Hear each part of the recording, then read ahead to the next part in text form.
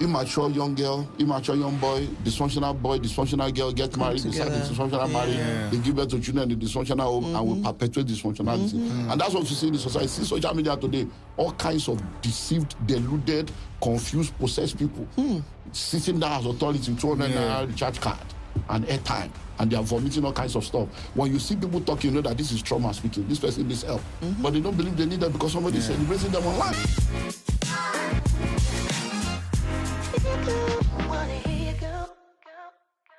Hi everyone, welcome back to another episode of To Be Quite Honest. And you already know, I remain your ever beautiful host, Norma. And with me, I have my co-host, Big Ben, as always.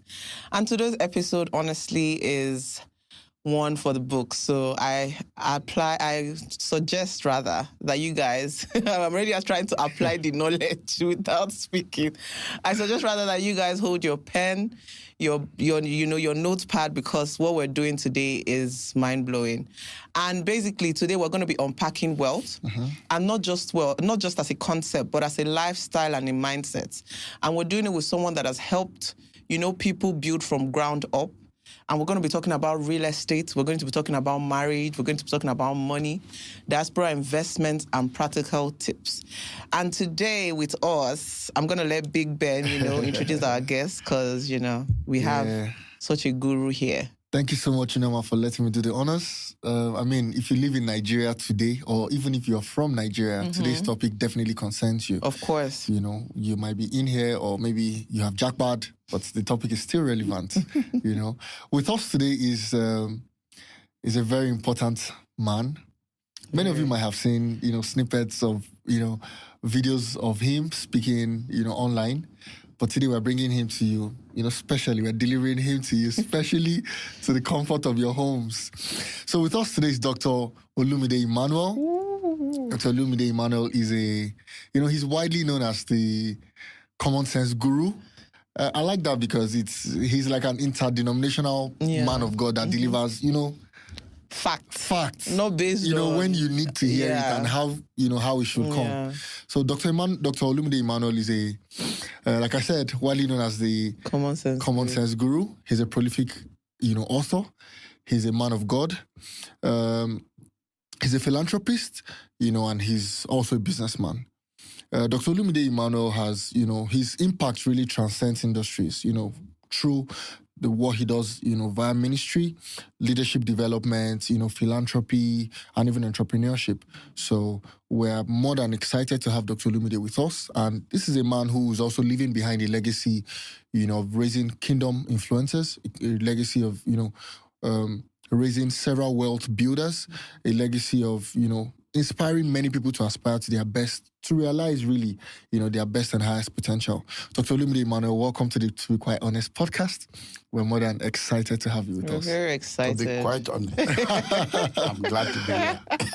Great. We're happy to hear that. We're happy to hear that. We are. Yeah, so, as with all things, we like to start from the ground, from the beginning. Okay. Yeah, so, we know that you have what it takes to, help all of our people to open our eyes really in the world of wealth building. Yeah. But then how did that start for you? What really exposed you to this path? Well, if you've heard my story, my turning point when it comes to finances was in 1997 when I first got married. And I always say to people that when you are a single man, maybe you can manage poverty because you can always go to Big's house or go to Mama's house and say, okay, I'm with you, they cook now, what you get for? Or you can meet them eating and just bring enjoy them. But you see, don't ever try to be poor as a married man because I came to realize that there is no romance without finance. You need money to fund the responsibilities of marriage. So I got married in 1997. And then by early 98, we got pregnant. And So when I was getting married, I knew who I was, I knew where I was going to, but Pepe never rests now. Since we're not, and I was like, okay, this is who I am, this is what I earn, this is what my plans are. Oh, no problem, I love you the way you are, I love you the way you are. And the money doesn't matter. And I was just naive. Just that naivety of, God is in control. All this kind of stuff, only to enter. And then, if love is blind, marriage will open your eyes. And I realized that this thing is not like that. Yeah. So, in that frustrated state, I cried out to God because I'm like, look, I've lived all my life serving you. I got born again as a teenager. By the age of 21, I was already a pastor. So I don't do drugs, I don't do sin, I do everything that I'm supposed to do that I know to do. So why am I really in this situation where I'm poor and I don't have the resources that I need to have? And then that led to an encounter. For 8 months, I said I wanted to know why. And the first thing that I needed to do was I was inspired to study the lives of rich and wealthy people on earth because I was asked the simple question, who is the richest man in Africa? Who is the richest man in North America? Who is the richest man in Europe? So it was, who is the richest man or family in all the continents of the earth? Remember, there was no Google, there was no, we were talking 97, 98, so I was like, okay, I needed to find out what made them rich. Why are they rich? Is it because they were praying? Is it because they're Christians? And all of a sudden, I did that research and I realized that, wow, there's something wrong somewhere. Because all these people are not Christians. I'm a Christian, I'm a pastor, and they are. So he said that something is not adding up somewhere, or Christians are not supposed to be rich. But in those days, they were still preaching because, you need to prosper. So what's the problem? So that 8 months was all about research. It was an encounter. I began to study the lives of these people. And then I was taken on a journey from Genesis to Revelation, deleting religion and installing kingdom. And that was when I came out and realized that principles are universal. I realized that in order for you to be rich and wealthy, it's a function of principles. And once you understand the principles and you apply the principles, you become wealthy. And the principles that produces wealth has nothing to do with redemption. Because many times people confuse the person of Jesus with the principles of Jesus. Now, God is the creator of all, but the savior of some. As a creator, he put principles in place for the perpetuation of his creation. And those principles have nothing to do with redemption. So the sun will fall on the righteous, shine on the righteous, and the unrighteous. The rain will fall on the righteous and the unrighteous. Even if you are an atheist, the sun will still shine on you. Even if you say there is no God, when you plant, you will harvest.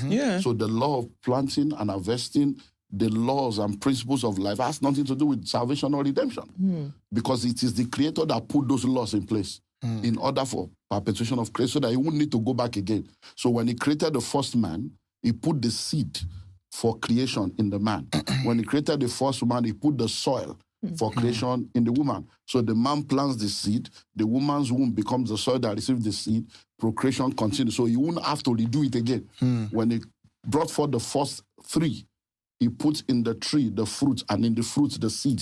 So that as you continue to do what you need to do, the trees will continue to come without him having to say, let there be, let there be. And that's it. So what has now happened is, as we began to grow, religion became the problem. So I say to people that religion is more dangerous than the devil. Christianity is not a religion. It's a relationship with your creator. When you understand Christianity, you understand that you cannot take one and throw away the other. So what has happened is that we embrace Jesus by religion, and then we reject the principles. And then those that are not in the church, they embrace the principles and they reject Jesus. So principles without the principle will not work. The principle without the principle will not work. So we just need that balance. Because you talk about supernatural, so supernatural is super plus natural. The super will remain super without the natural. The natural will remain natural without the super. It's a combination, collaboration of the two that makes it to produce. So when I learned that, within those 8 months, I became a different person. Wow. Because I say to people, you cannot produce what you are not. So you have to become rich to attract riches. You have to become wealthy to attract wealth. So in 1998, I became wealthy, even though my bank balance did not change. So over a period of time, my external reality aligned with my internal reality. And that's what changed my life. And I'm like, wow. So in 3 years, by 2001, I was sorted out. I knew that, my story has changed. I'm like, it's just to grow from here. And I'm like, okay, is this simple? 3 years? So he now became a man that go teach my people wealth creation. And that's how I became a wealth creation agent to help individuals, families, organizations, and now countries. I consult for different countries now to now help people to be able to now to create wealth, build transgenerational wealth, and build transgenerational organizations. So that's the journey. Wow. Honestly, I'm speechless. I need to go and watch this part again. This was loaded. Like from this podcast, I need to, because all I could say was, like he was dropping gems. Oh. But well, you Dr. for a ride, no, I am. We I love are, this. honestly. But Dr. Olumide Emmanuel, before we dive deeper into what we're going to discuss, we've spoken about how you changed your mindset and it led you to a greater path, So do you think nowadays, in our time, a lot of young people are scared to settle down because of finances? Oh yeah, of course.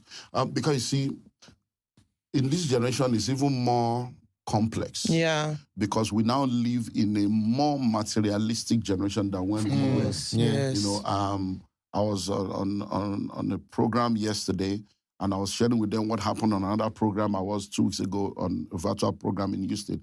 How that a guy spent 10 million doing the proposal. Your generation is to propose. Yeah. They go book all. Get keyboard, decoration to propose. And then the girl will be acting surprised. And so you will shock you. And then even to get the proposal. And then you spend 10 million on proposal. Now you want to do premarital counseling. And we say it's 1,500 for 8 sessions. And you say it's too expensive. It just shows you the mindset of our generation. So you are ready to spend 10 million to propose, and you are ready to spend money on a wedding, but you're not ready to spend money on what will keep that marriage going. So in this generation, money matters a lot because a lot of relationship has become so transactional and a lot of things have become monetized. That many of the things that the process you have to go through to become is now called suffering. I can't suffer with anyone. There is a process. A pregnancy has to go through 9 months. Yeah. So it doesn't matter whether you fast for 100 days or whether you are the son of the richest man in the world. 9 months is 9 months. If you want it in 3 months, then you don't want a child. So what we call process, they call suffering. So people are not ready to go through the process. They just want ready-made man, ready-made house. Oh yeah, I cannot. I must bill him more. If you don't know, you must pay me salary. Hello, what's the problem?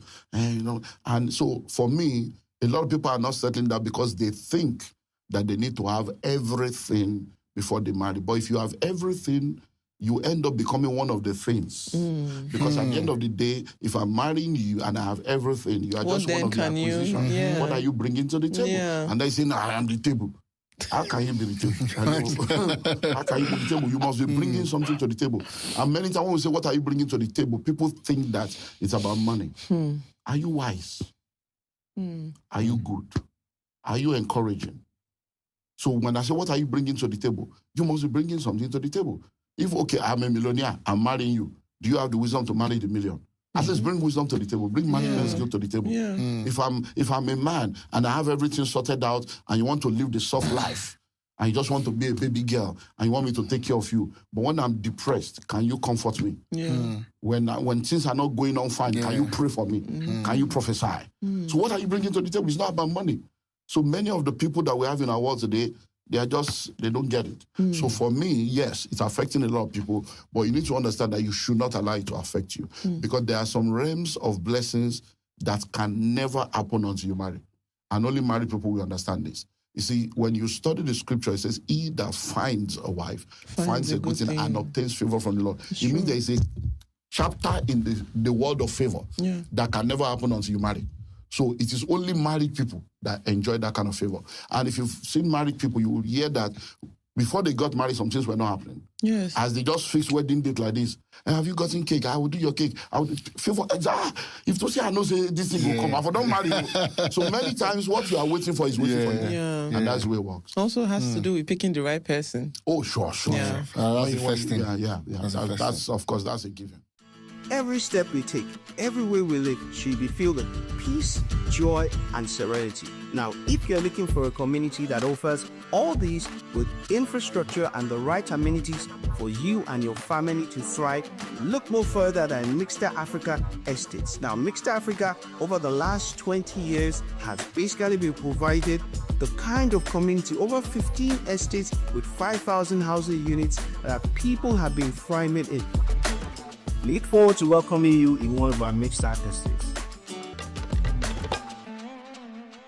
So, doctors, seeing that, your whole journey in wealth creation, wealth building started right after you got married, right? What do you think is the role of, finance in a marriage? I would like to get your perspective on that, because there are people who are thinking, oh, I do not have a lot of money, so therefore I should not get married. There are people even telling other people, how much do you have? I remember when I was going to get married, I had uncles tell me, look, you're Igbo. We don't get married until we're almost 40, until we're settled. You have this, you have that, you have this, you have that. So you don't need money to marry. You need vision, or you need direction. Once you have a vision and the direction, make the decision, everything will line up. Now, so when it comes to getting married and talking about money, you also need to answer a question: what kind of marriage? Because in the world of coaching and family life counseling, we have been able to come to the conclusion that there are now 3 kinds of marriages. We have the cultural, traditional marriages, which is what many of us know from our parents. Yeah. And then we have the contemporary marriage, which is what the world is trying to now flush down our throats because of contemporary men, women, and then we have what we call kingdom marriage, which is what it was supposed to be at the beginning, because marriage is not the culture of any society. It's the culture of God. God instituted it. So it's not human being that said, let's marry. God was the one that... So there is a kingdom marriage. So if you want to get married, you now need to ask yourself, what kind of marriage? So if you are talking of cultural marriages, then the man needs to have money to be able to take care of everything. Yeah. And the woman does not need to have anything as long as she can sleep and give birth to children. Yeah. So she comes in and becomes a baby factory, can be a full-time housewife. The kitchen is your... So once you are good in the kitchen and you are good in the bedroom, you are good to go. The man takes care of you and he can manipulate you, control you, abuse you, and you have nowhere to go because you have nothing to fall back on. Yeah. Because you are a liability. You're just coming to be taken care of. So that's cultural marriage. So if you want to do cultural marriage, then you enjoy the benefit and then you suffer the merits. If you want to do contemporary marriage, then your law is 50-50. You can't tell me what to do. Yeah. I'm not here to serve anybody. No problem. Then you face what comes with that also. Yeah. But if you are doing kingdom marriage, then we now begin to understand that when you are doing kingdom marriage, God is your source. And because God is your source, your job, your career, your business is a resource. You don't put your trust in the resource, you put your trust in the source, because the source can dry up, but the resource, and the resource can dry up, but the source never dries up, and resources can change from time to time. So when you are coming into that kind of relationship, it is joint knowledge, joint decision. So when you are thinking of money, that means we are having joint knowledge. I must know what you have, you must know what I have, and then together we put together the resources. So it's one purse. It's not your money, my money. It is our money. So it doesn't matter where it comes from. So it may be the woman anymore. It may be the man. It doesn't matter. In the kingdom marriage, is joint knowledge. The number 2 is joint decision. Number 3 is joint planning. So we are sitting down together. Oh, you are earning 300. I'm earning 150. I am not a man because I earn more than you. I'm a man because I'm a man. So when you say the husband is not about money. Yeah. So to be a husband, to be a bridegroom, is to be able to have the vision and the ability to be able to groom somebody, to be a house band, to keep things together and make sure the purpose is fulfilled. But because we have been raised from that cultural perspective, a lot of men don't see themselves as a man. So once a man has a financial problem or sexual problem, he thinks he's not a man. Because that's what he has been ingrained. That's the software running him. So I say, you're the man. It's like money and Odogu Parara. You have money, or you are the man in the other room where you shift waist. You say, that guy, the man, you mean? No, that's not the definition of manhood. So manhood is all about responsibility and vision and be able to put things together. So once you understand the kingdom concept, so it's joint vision. We're coming together, we have a vision together, and then it's joint knowledge. I know what you are. There's no hidden money anywhere in your maiden name. There's no separate account somewhere. So joint knowledge, then is joint planning. We plan together. So we say, look, we're getting married. Marriage is for a lifetime. Wedding is for a day. Yeah. A lot of people prepare for wedding, but only few people prepare for marriage. Yeah. Wedding is for a day, marriage is for a lifetime. So we say, look, we want to wear wedding gown. Where did you get the idea from? What verse of scripture supports that? What's your value? Why do you think that wearing a gown makes you a woman or makes your marriage successful? If we cannot afford it, can we do this? So we sit down together, we have a plan together. I'm not demeaning your desire. I'm not talking down your data, but I want to come together and say, come, instead of spending this money to do this, don't you think we should do this? Because many people get married, they spend like 15, 20 million, 30 million, 100 million on wedding, and then they are tenants. They drive a $12 million car in a $3 million rented apartment. And that 12 million could have gotten them a bungalow somewhere else. So we sit down, we plan, and then we decide together. And say, okay, let's do it this way. When we do that, it changes the game. Yeah. Wow. Genuinely, honestly. But Dr. Olumide, just before we dive into the next question, I wanted to ask, so how do you then bring someone to understand that this, like, if, like now, I'm married, how do you then change the mindset of your spouse? Like, it's, because listening to you, it's not something that people would base off on, like men especially, they have a mindset that, like you said, I'm a man. I mean, like, because I provide for you, you have to, anything you do, you have to do this, you have to do that. Like, you know how men can be. So how do you then change that mindset? I've done singles ministry for almost 29 years. Yeah. I've done couples ministry for the same length of time. At the point in time in this country, I was hosting the largest singles conference in the whole of the continent. Wow. Wisdom for Singles in the 90s, 98, 99. So we did that for like 6 years. So I have come to the conclusion. Last year, I celebrated 35 years in full-time ministry. Wow. I've come to the conclusion Congratulations, that a lot of married people should not be married. I've come to that conclusion. That majority of the problem we have today is ineffective courtship. A lot of people get married before discovering themselves. So what we are trying to do is to correct something that was wrong. Yeah. Because see, the Bible says what God has joined together, let no man put asunder. But the one way God no join. The people will just enter, we don't know what they want to. Many of the God didn't join. But when we talk about the will of God, it's before marriage. Once you marry, it has become His will. You have to, if you don't love what you have, if you don't have what you love what you have. You have to work. So many of the marital problems, they shouldn't have been married in the first place. Because you don't manufacture your weapons of war on the battlefield. So many people get married to discover this because see, ineffective courtship is the major reason. Because many people court, but they don't court effectively. Because during courtship, let's go for a movie, let's have camp, let's go on a date night. They are not praying, they are not planning, they are not doing counseling, they are not doing coaching. All the questions they should ask, they are not asking. We run a premarital counseling course that we do for people. And this was born out of my own experience. Like, I think I know this, we need to, people must not suffer what I've suffered. Let's change, let me use my own failure to help other people. So we settled, I have what I call the common sense Q&A. People have gotten engaged, and when they want to get married and they come for the training, we just give them a form to fill 101 questions. We give the man, we give the woman, they go separately to go and fill the form. And when they complete the form, we now swap. And then the man takes the form of the woman. Then, you didn't tell me this one now. I didn't know. You mean? So what have you people been doing? And you have been cutting for 4 years. People don't ask the right questions. I agree. They don't ask the right questions. So, unfortunately, a guy was in my office just this week crying about what he was going through. And I said, but there is no way you can tell me that this thing is happening and there was no warning. They said the warning signs were there. But I just thought that it would change. People don't change. Rewarded behaviors are often repeated. And if anybody does anything in courtship and you think it's okay, when they marry, it's times 100. Jesus Christ. Because many times when people are courting, think of it. Because this is, that's why I say common sense is not common. If you are courting, let's assume you meet each other once a week. That means in a whole year, you only meet for 52 times. That 52 times, maybe you offended each other 4 times. In 52 times. Because the 4 times is spaced. Maybe January, then October. So you didn't realize that you are in danger. You know, I say, no, we are good. We don't fight. You are lying. Because that 4 times in 52 times, by the time you now get married, you are now living together in the same space. 52 times is 1.5 months. That's 6 weeks. So if in 6 weeks, you have 4 issues, you see how your life can be upside down. 6 weeks now, not 5. That is in 6 weeks, you fought in 4 weeks. So you now say how frustrated, he has changed, she has changed. And no change. Now you don't get wisdom. Yes. You didn't realize that this is a warning sign.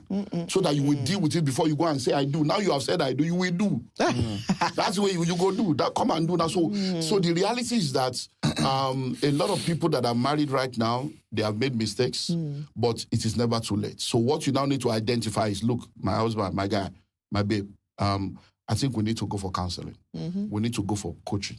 And then what you are supposed to have done, you now come for the counseling and coaching, and you are ready to pay for it.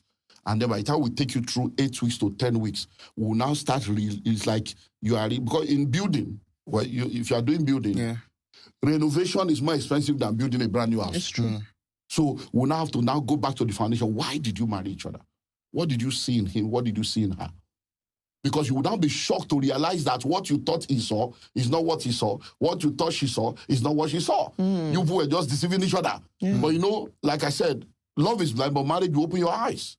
You thought she was beautiful, you were marrying beauty. You were marrying shape. Yeah. And now you are married, she's pregnant, and the shape is no more there. So what you hinge your supposed love on is no more there. So I say to people, because as a counselor, a lot of side chickism begins when the wife is pregnant. So when a lot of women are pregnant, the men are no more seeing what they used to see. It's like bellies, big, everything. What's that? And then come and do say, I'm tired. I can't do this. I'm tired. Don't touch me. The guy is now looking for alternative. So a lot of women also come because they think that, oh, this guy, by the time I marry him, he will do this, he will do that. He's going to, and then you get married to the guy, and then you realize that he's not as rich as you thought he was. Yeah. You realize that the car that is turning your head is loaned from the office from cooperative.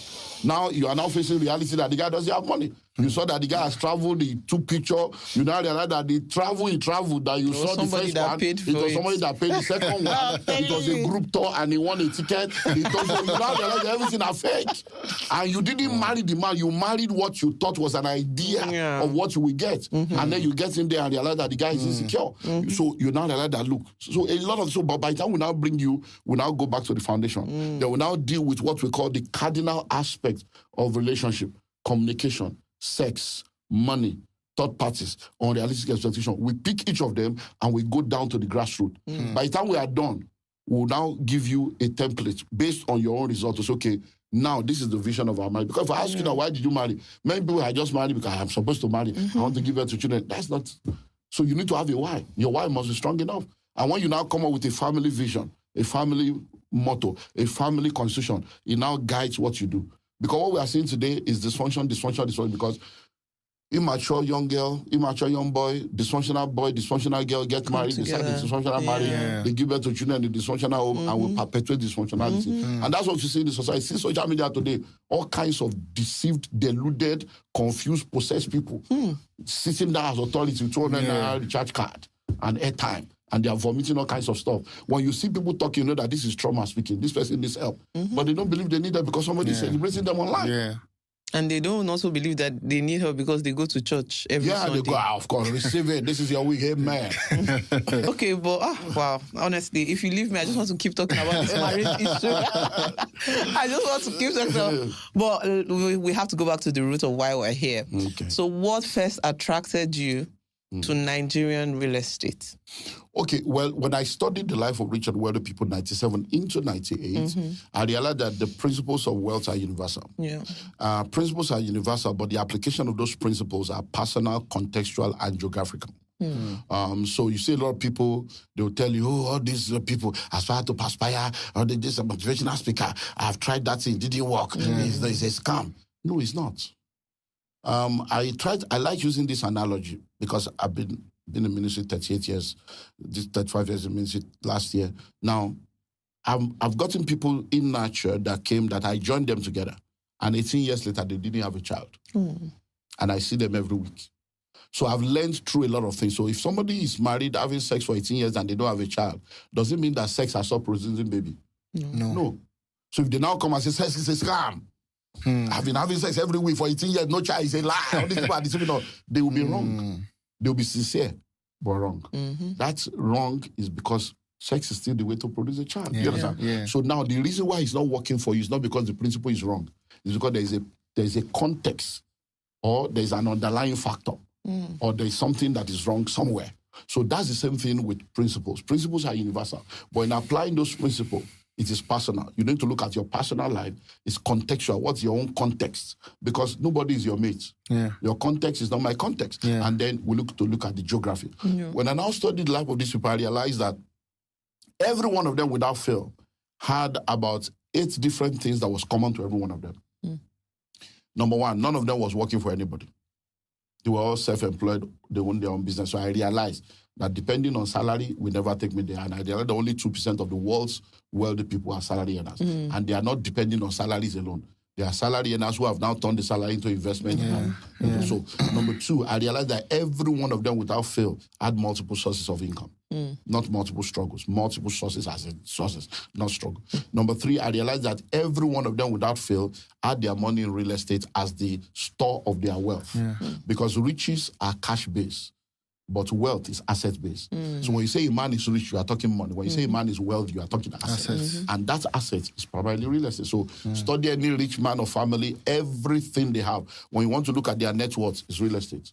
They now use because real estate is the only vehicle of wealth creation that is also a vehicle of wealth retention. It doesn't just help you to create wealth, it helps you to retain it. The way it stores the value, because it edges against inflation, edges against devaluation, edges against a lot of things. So when I realized that, I'm like, Omo, you have to go into real estate. Before then, if you heard my messages, hey, this world is not my own.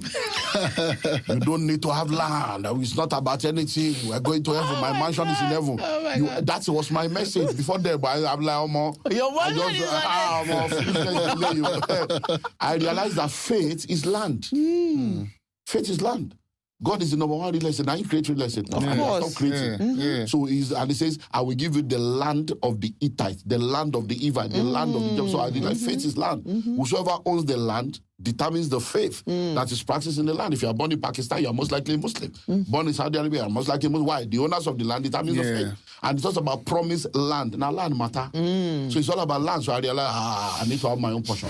And guess what? There are only 3 people that are called Lord. Jesus is Lord, the judge is Lord, landlord. You are not a Lord until you own your portion.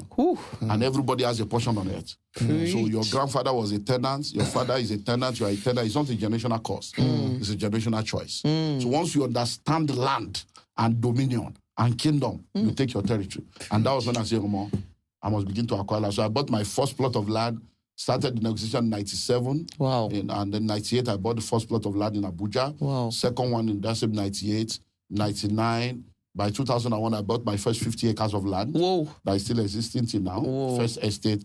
And then by 2003, 100 acres. Wow. By 2005, 200 acres. By 2008, another 70 acres in Abuja. And then on and on and on. And now we just acquired another 5,000 acres. We're building a city. So that's how the journey started. So the land I bought, the first estate I did was 50 acres in 2001. Wow. It took me 2 years to pay. Wow. And that land is, so we bought it for 300,000 per acre, 50,000, and now it's 50 million per plot. Wow. And that's how the journey has been. So I went into it because I discovered it is the vehicle for wealth creation and wealth retention. And then from there, we took it to the global level. So, and we continue in that field. And what I've done is encourage other people to do the same. Wow. And also help them to understand that you're a global citizen. The world has become a global village. The internet is village square. So you can be local. You stay local, but you play global. And you earn in all currencies. So, just extract a bit. But anyways, our listeners, we've been honest, we've been practical, and now we tell you to go make that move. So we'll see you in the next episode. Thank you so much, Dr. Emmanuel. Thanks for having me. Thank you. Bye.